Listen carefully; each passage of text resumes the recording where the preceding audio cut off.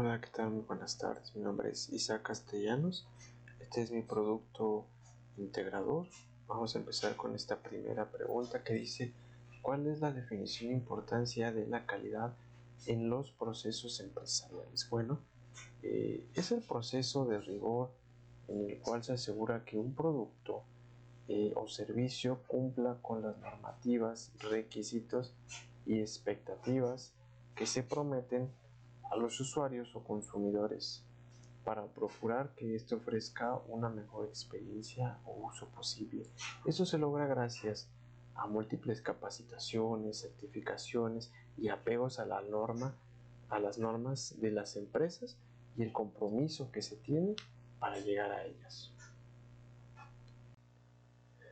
¿Y qué características se encuentran en común en las empresas que cuentan con la certificación ISO 9000?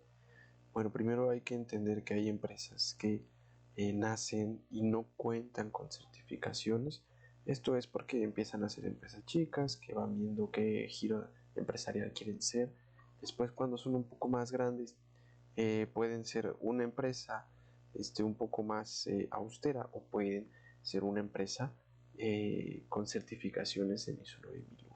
Aquellas empresas que se enlistan a las certificaciones son empresas que se van a enfocar no solamente en el mejoramiento de los productos y que la calidad sea entregada y estos beneficios. También hay factores sociales, porque cuando una empresa se apega a las normativas, los factores sociales, psicológicos y los físicos mejoran. ¿Esto por qué? Porque tienen un enfoque al personal, lo cual es van a estar en contra de la discriminación, van a fomentar el ambiente tranquilo, van a haber mejores horarios y va a haber menos agotamiento, y de esta manera podemos entender que una empresa que se apega a las normas de ISO 9001 de principio a fin completamente mejora. En este mismo sentido tenemos la visión teórica y práctica. Y la teórica nos dice que más bien es qué medidas vamos a tomar, qué acciones debemos de implementar y cuáles vemos necesarias para hacer un mejoramiento de calidad en los procesos de vida de los empleados. Recordando que si nosotros nos enfocamos en los líderes, en los dueños, y dejamos de lado a los trabajadores, va a haber un impacto muy negativo.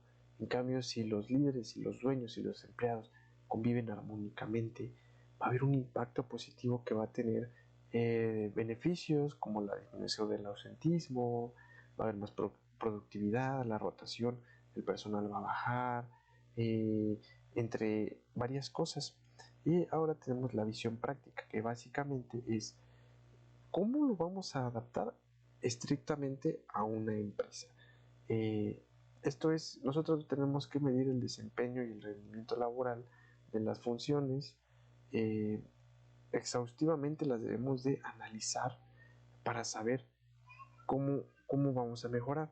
El método más versátil, el que siempre se ha manejado, y es la aplicación de encuestas, preguntar a cada personal, preguntar a los empleados, preguntar al cliente cómo podríamos mejorar, qué es lo que ellos ven en nosotros que podemos mejorar.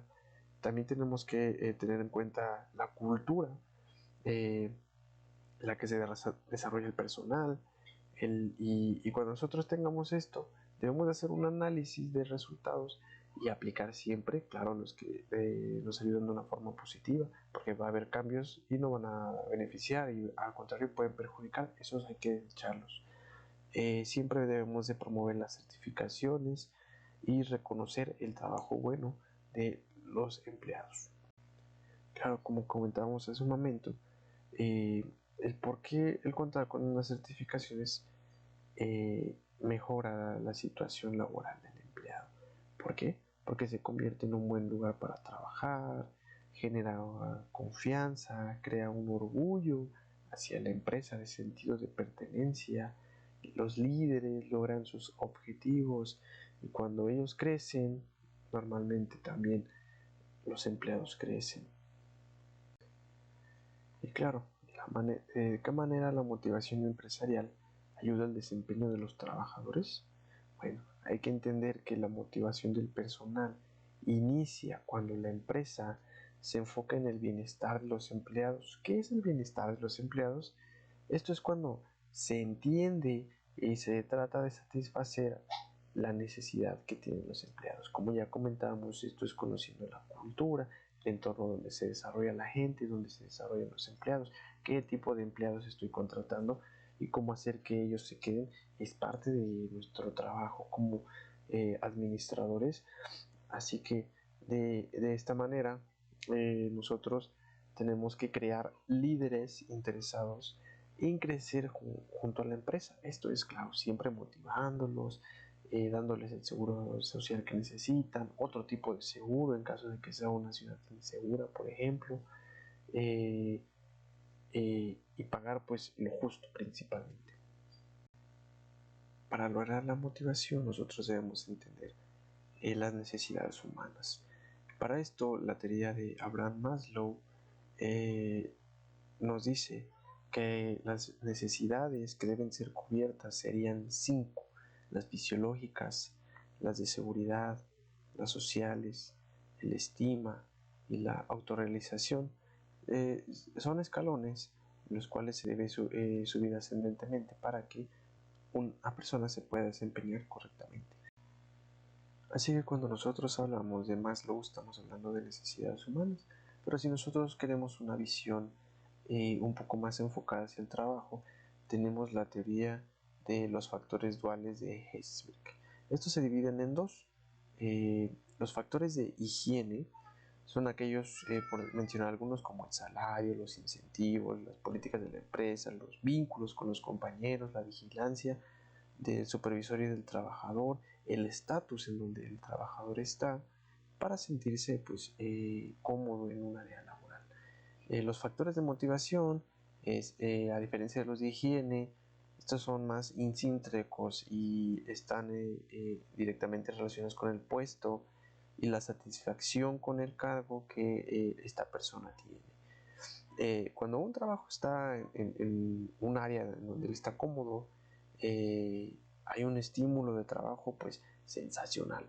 Hay un sentimiento de autorrealización, existen logros y esto le hace feliz al empleado.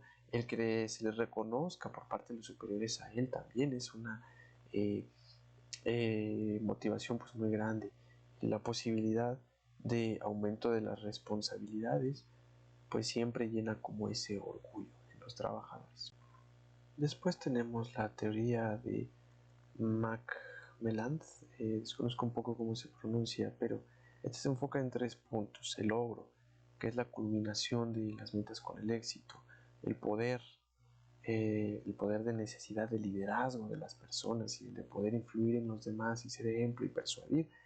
Esto es importante. Por último tenemos la afiliación, pertenecer a un grupo o equipo de trabajo pues que se desempeñe de manera amistosa y sobre todo que funcione, porque si nosotros trabajamos con una persona que no le echa las mismas ganas o que no está bien capacitado, que no le interesa, existe una desmotivación muy grande. Y finalmente tenemos la teoría de McGregor y Luke. Esta simplemente son dos hipótesis que nosotros las podemos orientar a que la hipótesis X es una hipótesis un poco más negativa y la hipótesis Y sería una hipótesis más positiva. Por ejemplo, una hipótesis X es, por ejemplo, que a la gente no le gusta llegar temprano, pero una hipótesis Y habla de que a la gente sí llega temprano siempre y cuando pues, se le reciba con un cafecito, por ejemplo. O sea, son dos teorías que nosotros las ponemos como un problema y hay dos maneras de resolverlas.